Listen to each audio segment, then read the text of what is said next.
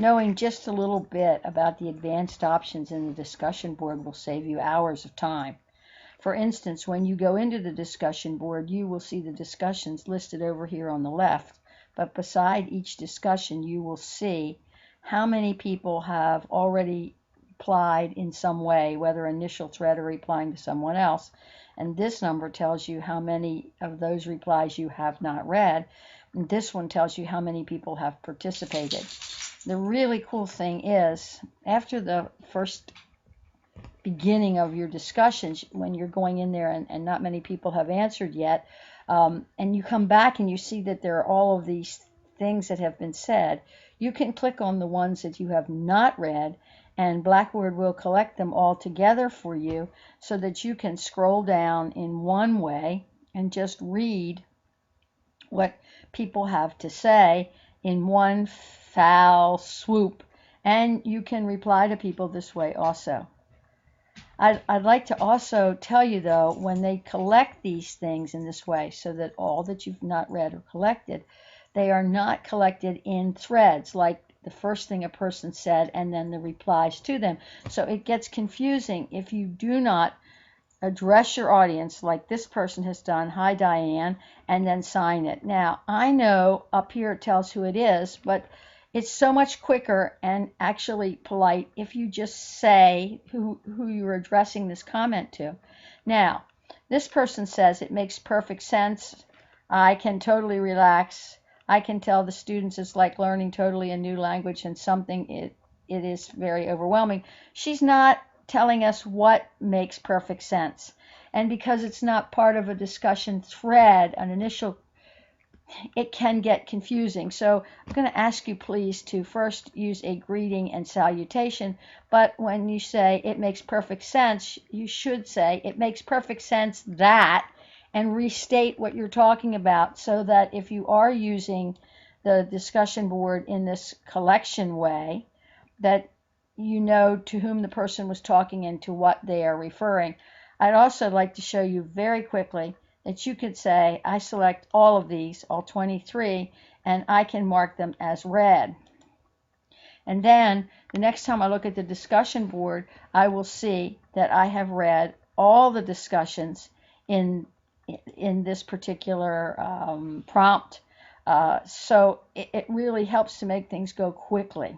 Couple more quick tricks.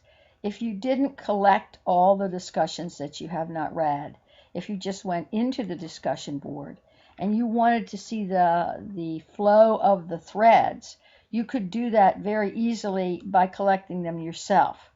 For instance, there is a point up here that says collapse all, and what that does is it shows you that who the person was that wrote, so you can see that each of these people, who they are, but and their initial thread. But you can expand all and then see not only the person who wrote it, but how the discussion is forming.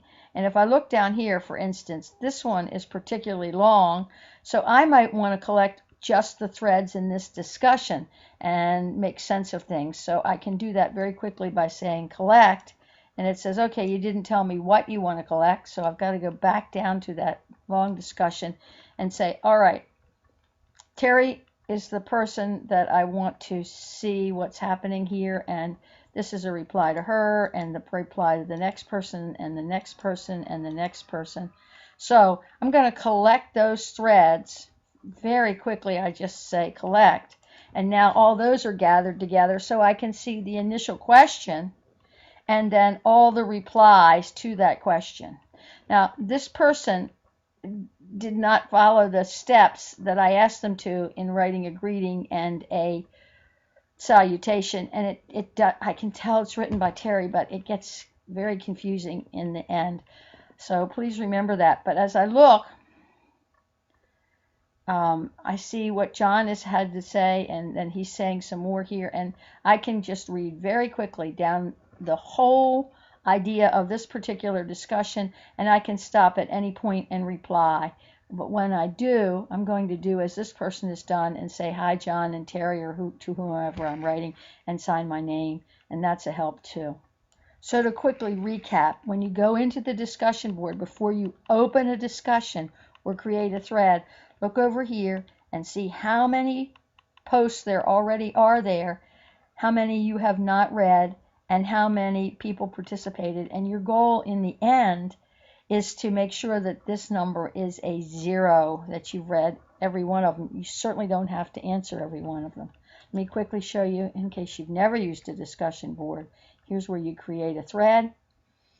And creating a thread is your own initial answer. And then, of course, you can see how to reply to people very easily if you just click on the discussion title. At the bottom it says reply. Okay? All right, that's all there is to it, and good luck. And remember, this is very, very important. Student to student and student to instructor and instructor to student conversation is the most important part of this class. Thanks for considering that.